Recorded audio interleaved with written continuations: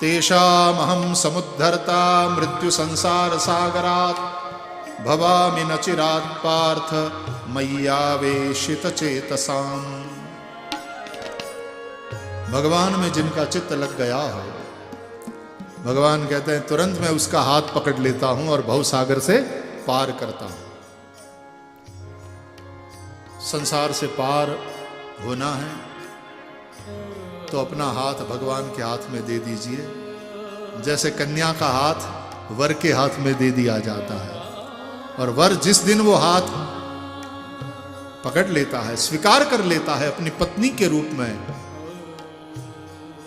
तो फिर वर का पूरा पूरा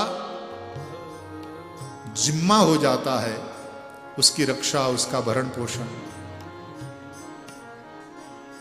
भगवान भी कहते हैं मेरी जिम्मेदारी है फिर। अनन्यांश्चिन्तयन्तो मां ये जनाः पर्युपासते तेषां नित्याभियुक्तानां योगक्षेमं वहाम्यहम्।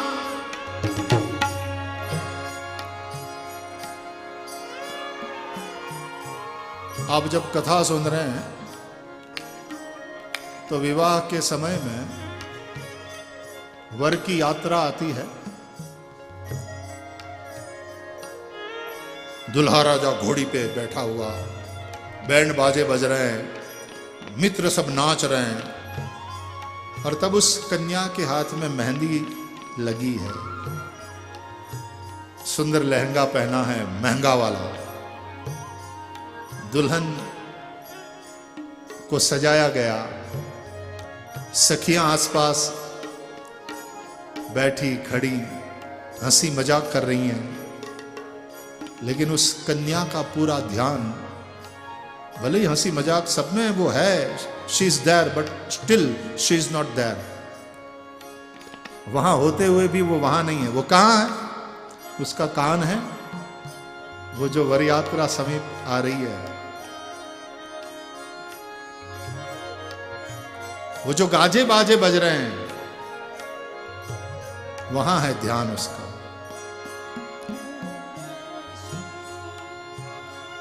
जो मंगल घंट सुनाए मोहन मारो आवेश।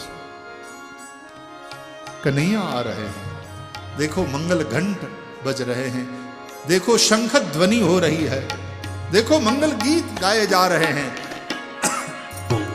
उसकी सवारी समीप आ रही है।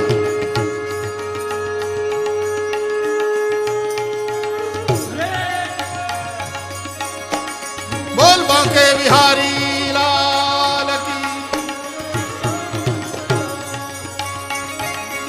वो कन्या अपनी आंखों से नहीं देख रही है दुल्हे को। नयन थी निरखू नहीं पण निकट लागे नाथ, लेकिन फिर भी मन से सबसे समीप होती है किसी के तो अपने होने वाले पति के, उस दुल्हे के। और वो दूरी ही नहीं रहती। जहां ये प्रेम है, जहां हाथ में उसके नाम की माला हम जप रहे हैं। नयन थी निरखू नहीं पण निकट लागे नाथ, दूर कदी ये लागे नहीं जाए ना नामनो नित्य संगात। उसके कन्हैया लाल के चरण के नुपुर छम छम छम छम, वो भी आवाज सुनाई दे रही है इसको। बड़ी उत्सुक है, वे आवे, मेरा विवाह उनके साथ हो, मैं अपना हाथ उनके हाथ में सौंपूं, वो मेरा स्वीकार करें। आगे सुनो।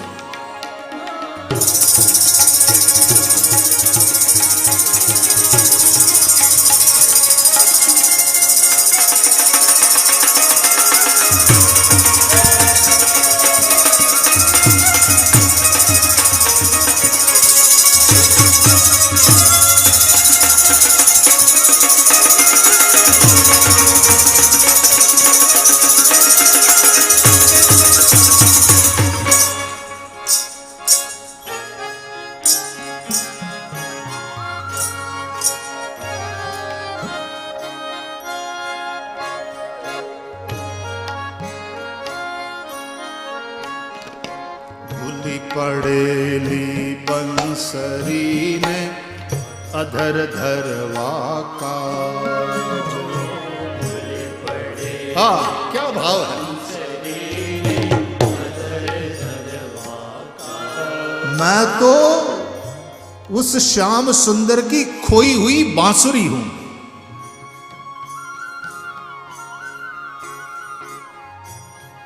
बांसुरी उसके होठों की प्यासी है और वे भी अपनी बांसुरी के लिए व्याकुल है। बांसुरी जहां पड़ी है।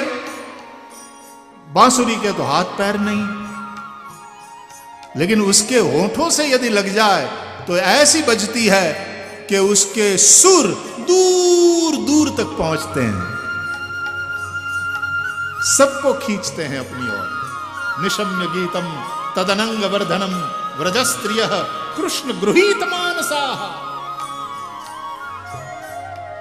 तो बांसुरी जहां पड़ी है वहां पड़ी है, वही अपनी बांसुरी को खोजते हुए आएंगे, ढूंढते हुए खोजते हुए कहां गई। और कृष्ण भी बांसुरी के वियोग में बड़े परेशान व्याकुल कि मेरी बांसुरी कहां गई। भूली पड़ेली बंसरी ने अधर धरवा का। भूली पड़ेली बंसरी ने अधर धरवा का। वे मुझे ढूंढते हुए, वे मुझे खोजते हुए आएंगे और मुझे देखते ही पहचान लेंगे और उनकी आंखें चमकेगी, ये रही, मिल गई। उनकी खुशी का भी कोई ठिकाना न रहेगा और मुझे संतोष कि मुझे मेरी मंजिल मिल गई। वे आएंगे, देखेंगे, प्रसन्नता से भर जाएंगे, वे झुकेंगे।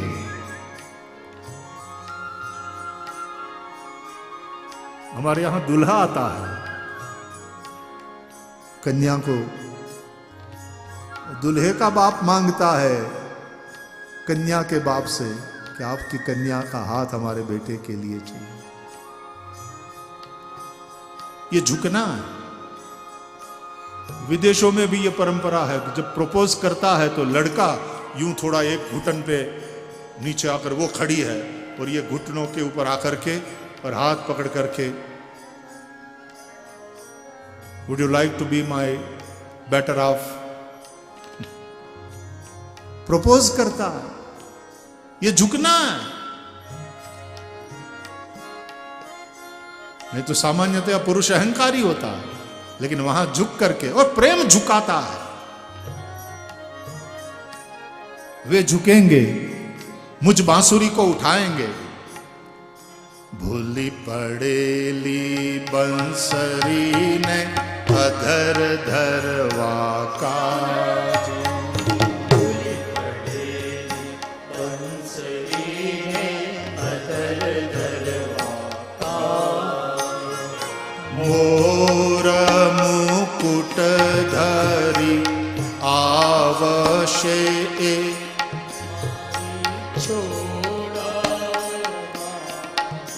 मोर मुकुट धारण करके दुल्हा राजा सज धज के आएंगे। क्यों आएंगे? मारी छोड़ा बाबा लोक लाज। वैसे दिल तो ये कह रहा है कि वे आवे, मुझे अपनावे, झुककर मुझे उठावे।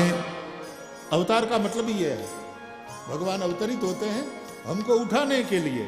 ये अवतार वो भगवान का झुकना है कि तू तो नहीं आ पाया भैया, चल मैं तुझे लेने आता हूं। तू तो ऊपर नहीं उठ पाया, मैं अवतरित होता हूं तुमको अपनाने के लिए। अवतार का मतलब है भगवान का झुकना। क्यों? क्योंकि भगवान का प्रेम है भक्तों के प्रति, जीवों के प्रति। प्रेम झुकाता है। बच्चा मां से अपनी मनमानी करवा लेता है और मां करती है, झुकती है। क्यों? बच्चे के लिए प्रेम है। तो भागवत में तो भगवान स्पष्ट कह रहे हैं, अहम भक्त पराधीनः ह्यस्वतंत्र इव द्विज साधुभिर्ग्रस्त हृदयो भक्तैर्भक्त अहम भक्त पराधीन, मैं अपने भक्त के अधीन हूं। अरे झुकता तो भगवान ही है भैया, आप क्यों अहंकार करते हो? संत लोग कहते हैं मानव कहे कि मैं बड़ा, अच्छा तो इस धरती पर तू क्यों खड़ा? तो धरती कहे कि मैं बड़ी, मैं सबको धारण करती हूं, तो शेषनाग के सिर पे क्यों खड़ी? तुझे धारण करता है शेष। तो शेष कहे कि मैं बड़ा, तो शंकर के गले में क्यों पड़ा? शंकर कहे कि मैं बड़ा, तो कैलाश में जाके क्यों बसा? कैलाश कहे कि मैं बड़ा, रावण के डर से क्यों खलबला? रावण कहे कि मैं बड़ा, श्री राम के चरणों में क्यों पड़ा? रावण कहे कि मैं बड़ा, तो वाली की बगल में क्यों दबा? वाली कहे कि मैं बड़ा, श्री राम के चरणों में क्यों पड़ा? जब राम कहे कि मैं बड़ा, जब राम कहे कि मैं बड़ा, तो सब भक्तों के हृदय में क्यों बड़ा? प्रभु आप भी तो भक्तों के हृदय में कैद हो।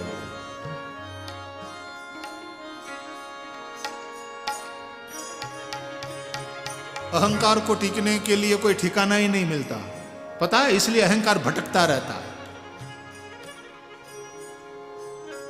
क्योंकि अहंकार किसी का टिकता नहीं है।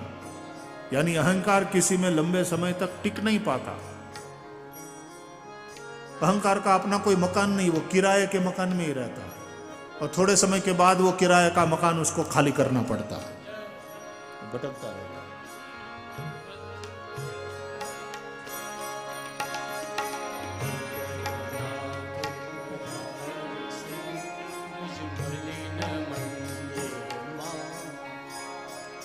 भूली पड़ेली बंसरी ने अधर धरवा काज, मोरा मुकुट धरी आवशे ए, मारी छोड़ाववा लोक ला।